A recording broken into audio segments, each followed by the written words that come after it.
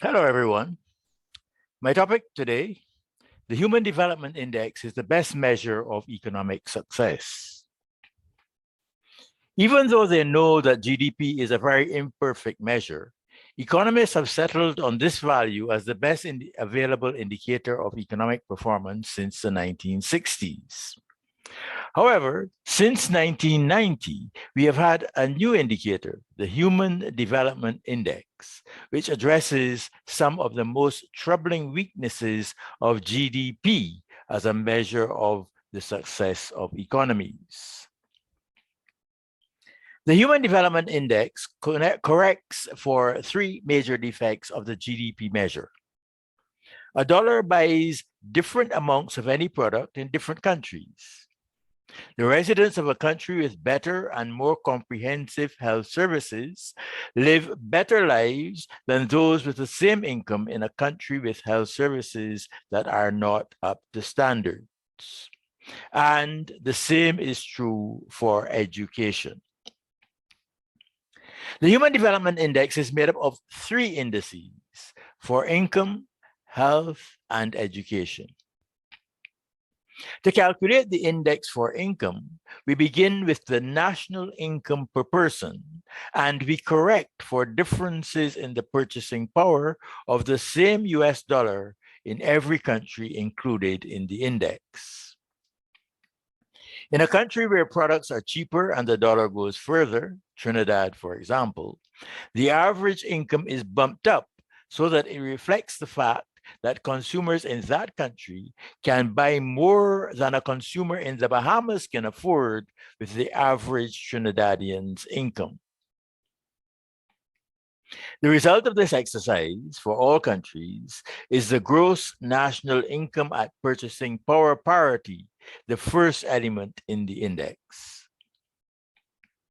The index for health is based on life expectancy at birth, and the index for education is based on years of schooling. The Human Development Index gives an indicator of the quality of life in the world's nations that accords with observation and experience. The 189 countries in the 2020 Human Development Index are divided into four groups, from the highest scoring to the lowest. In the top group, the fourth ranking country in the world is the tiny nation of Iceland, with a population of around 300,000, a reflection of the fact that life expectancy at birth there is 83 years. Students can expect to spend 19 years in the educational system, and average incomes are sufficient to purse 500,000 US dollars worth of goods and services. There were at least 10 very small countries in the highest category of human development, including Costa Rica and Panama in Central America, and the Bahamas and Barbados in the Caribbean. The other tiny countries in the highest category are mainly European and Middle Eastern, with Mauritius the sole African country in this group. Residents of countries in this group are generally all literate. They enjoy long and healthy lives, adequate shelter with modern amenities, and reliable and widely distributed public utilities and services. The remainder of the Caribbean sits in the next highest category, with lifestyles that are of lesser quality, but still free of scourges such as famine and widespread poverty, with the tragic exception of Haiti. The Human Development Index provides a better appreciation of economic success and failure than does any other measure. The economic and financial crises in Iceland, Ireland, Latvia, and Cyprus in the last 2 decades have not materially affected the quality of life in those countries because there was no deterioration of health and education facilities, and the crises did not diminish the country's international competitiveness or attractiveness to investors. These countries all remain in the highest category of human development. The use of the Human Development Index also offers a truer perspective of economic adjustment programs, and in particular, those which attract the financial support of the International Monetary Fund. The fund was established to provide temporary accommodation to countries while they address the circumstances and policies which have left the country short of foreign currency.